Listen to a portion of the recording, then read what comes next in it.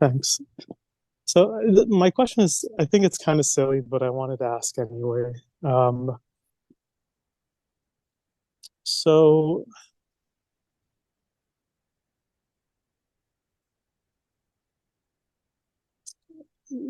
say the training regimen for somebody who's an Olympic athlete might be different for somebody who's just like a casual person who wants to be fit.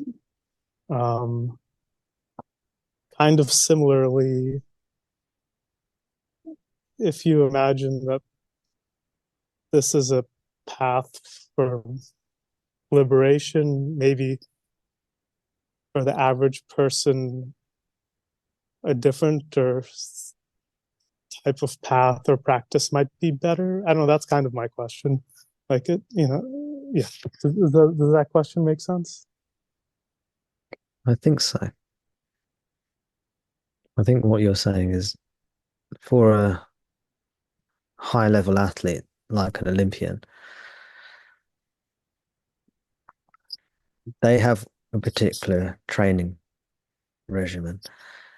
Whereas if you're just trying to stay fit, you probably will have a less austere, less um less harsh,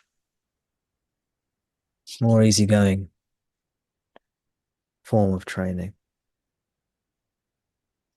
You're not trying to achieve the same thing if you're just a regular person trying to stay fit versus an Olympic athlete trying to be one of the best or the best in the world at a particular point in time, at a Yeah. particular at a particular event. And then if we transfer that over onto the spiritual path, sorry, Vedant, did you want to say something? Just in addition, that like for an average healthy person, maybe a non-Olympic regimen might be even more effective. So I guess that's the nuance I wanted to add. Thank you. Yeah. If a regular person tries to do what an Olympic athlete does, you may injure yourself. You may get stressed. You may become unwell. I mean, not you or I, Vedant, of course, but others. Not specimens such as ourselves, of course. We're talking about, everyone else. So,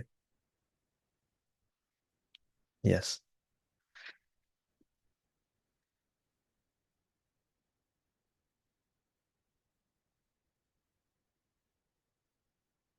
So which are we if we're looking for liberation?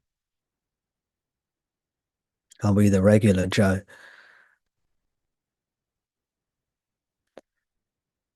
who just, does a little bit here or there and there just to keep fit?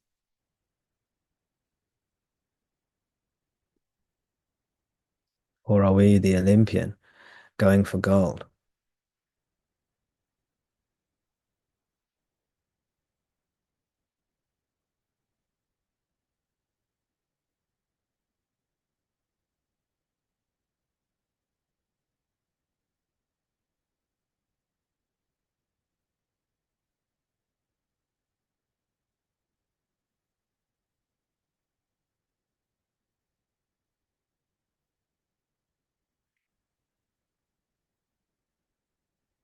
See, I would phrase it differently. I'm forgive me because I'm going to change your question.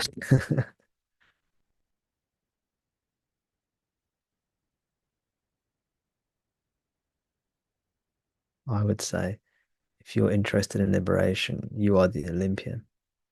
You are going for gold. If you're the regular Joe, then you say, I'm not interested in liberation. You might say something like, I just want to be a good person,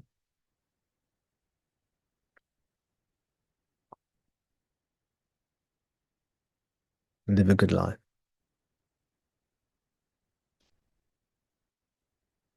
You know, kindness is my creed, you might say.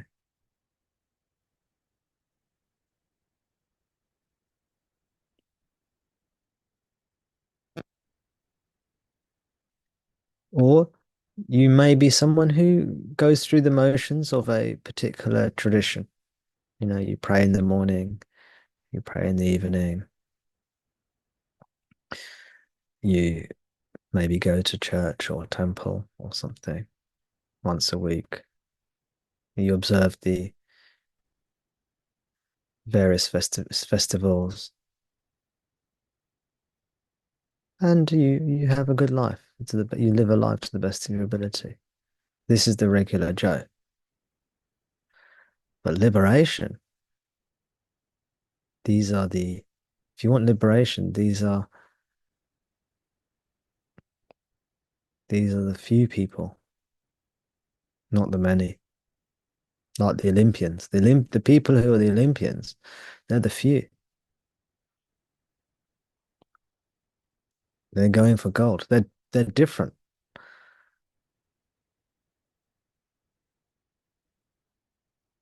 They're not the same. They're not the same as everyone else. There's something different about them.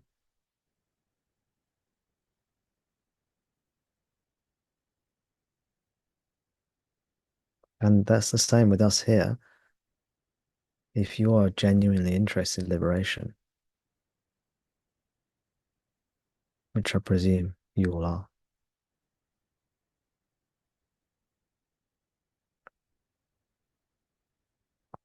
I know you all are,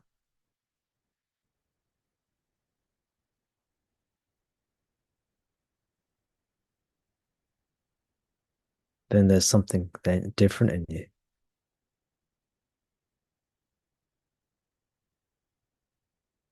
Relatively speaking, relatively speaking, something in you that wants to go all the way. You're not settling. You're going for gold.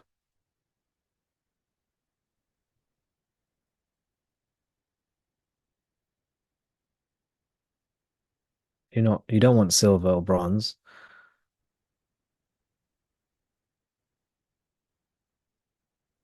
You don't want to almost have liberation.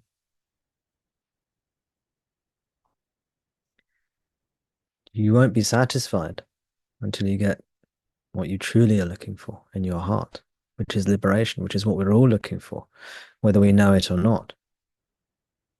We may not call it liberation, we may call it something else. We want to be totally, utterly fulfilled.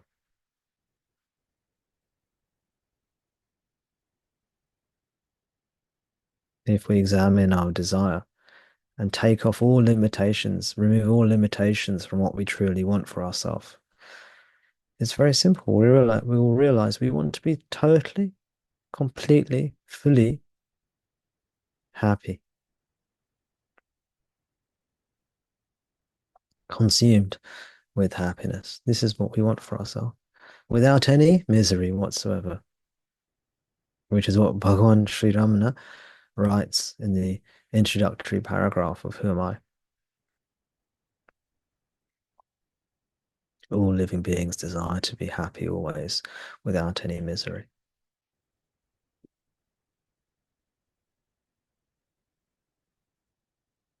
The way to do this is through self-inquiry. The essential way to do this is through self-inquiry. Know yourself. That which is present and happy in deep sleep. Know yourself. This is what Bhagavan teaches us. Because we love ourselves the most. We want happiness for ourselves. That is our nature. It's our way of, we're trying to come home.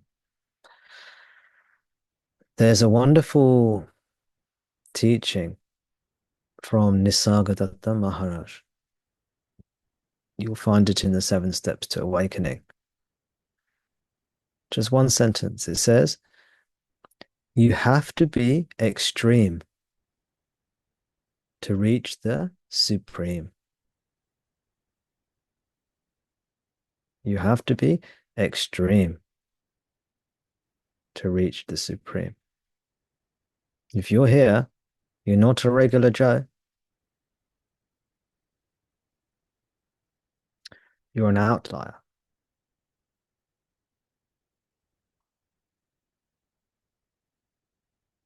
That is why you're here.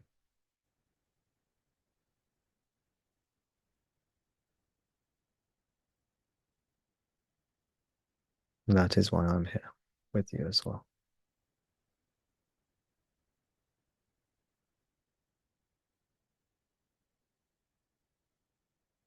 You have to be extreme to reach the supreme. Do you want a little bit of peace of mind here and there, or do you want total peace of mind? Om Shanti, Shanti, Shanti. Do you want a little bit of relief, or do you want total relief? Total union with that which you truly are.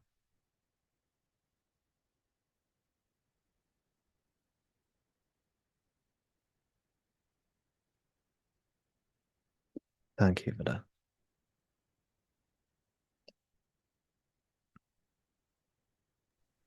Thank you.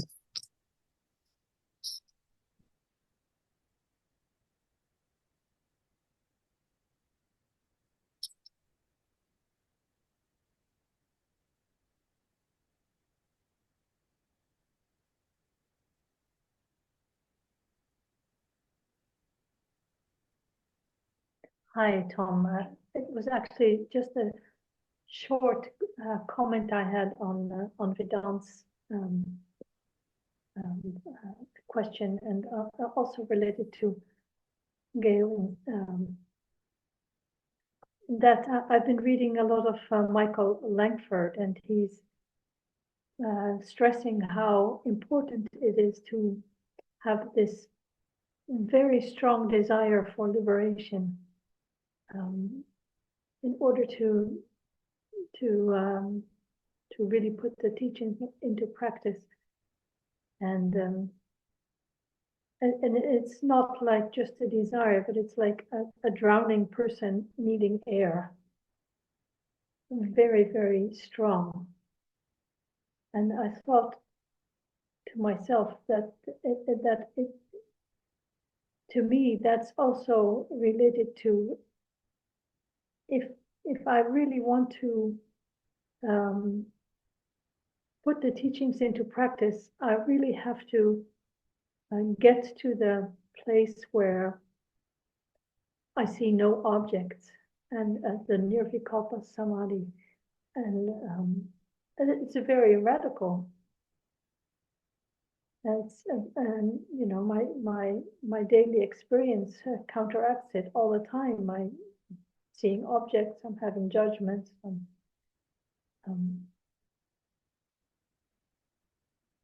so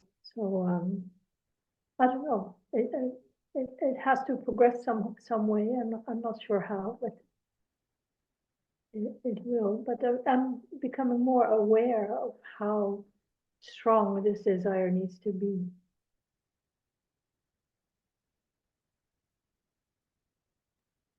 That's right. Thank you, Hester. Yes. And in fact, Michael Langford doesn't just say, if I recall correctly, he doesn't just say we need to have a strong desire for liberation. He says this is the biggest obstacle to liberation for us. In fact, he says, I think he says, if I recall correctly, that this is the only problem we really have, is that our desire for liberation isn't strong enough. This is in the book, The Most Direct Means to Eternal Bliss, which is a wonderful book. It's on the recommended reading list. Is that your understanding too, Hester? Yes, and that it's the main obstacle is not having it because there's so much connected to it. Thinking, seeing objects, I think that is all like to really question objects and thinking, you have to have a really strong desire to move forward on the path.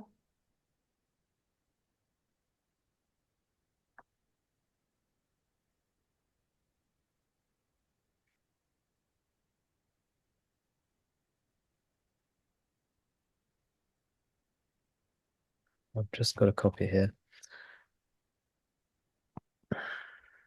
The most direct means to eternal bliss. Well, actually, you'll see this is not the most direct means to eternal bliss. This version is called the direct means to eternal bliss, which is the subsequent edition. He's changed the wording, actually, I've noticed. He calls it the desire for freedom in this one. Before, I think he called it the desire for liberation. Awakening the extremely intense desire for freedom is the most important first step that can be taken towards being liberated now in this lifetime. Awakening the extremely intense desire for freedom is the most important key in the book you are now reading. Awakening the extremely intense desire for freedom is the foundation for freedom. And then if I skip the next paragraph and then carry on, he goes, the extremely intense desire for freedom is the foundation of all true spirituality. He continues, of all of the factors that determine if you will or will not be free, the intensity or lack of intensity of your desire for freedom is the most essential factor.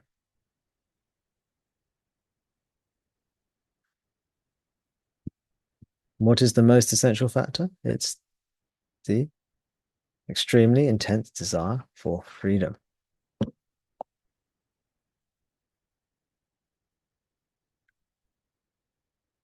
You see this in sports. Going back to Vedant's question when he mentioned someone training for the Olympics. There are lots of very talented people. There are lots of very able people. But do you want it? Do you have the grit, the desire, the drive, the determination? Do you want it? And it's not always the most talented people, the most naturally gifted people who do the work, who do well. It's people who have, yes, you need that in the Olympics, but the people who really want it. You also need to try, so you need to really train hard, but you also need to train in an intelligent way. If you want it really badly, but your training isn't done intelligently, you also won't do as well because there'll be someone else who wants it just as much as you, but is training more intelligently. And this is the point that Michael Langford makes in a different way, but he makes these points as well. We have to want it and we have to focus our energy in the correct direction, in the correct way.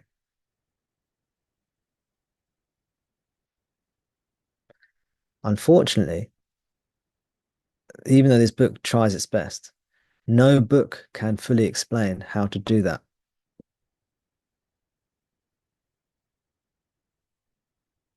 No book can fully explain how to do self-inquiry.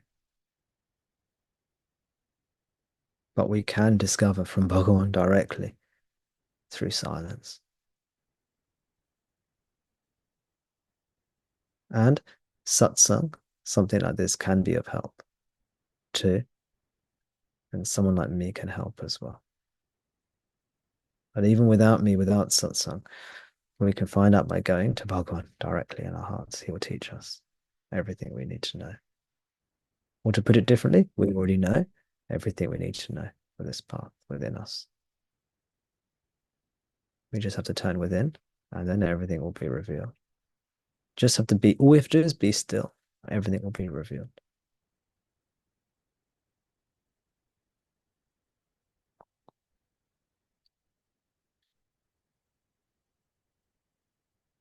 It is on the recommended reading list.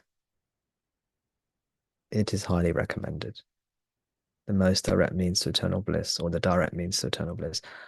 I prefer the previous version called The Most Direct Means to Eternal Bliss. It has numbered the way it's written. It was almost like with numbered verses, numbered sentences. I prefer that. People criticized that, and so he brought out a version which is written without the numbered sentences, which I think is less effective personally.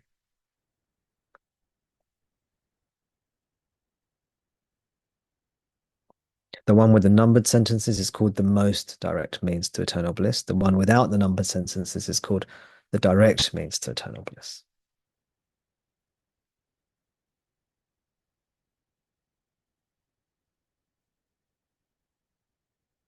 It's not a perfect book, but there's no such thing. Every verbal teaching has problems, but it's very good. It's a unique kind of book. Thank you, Hester.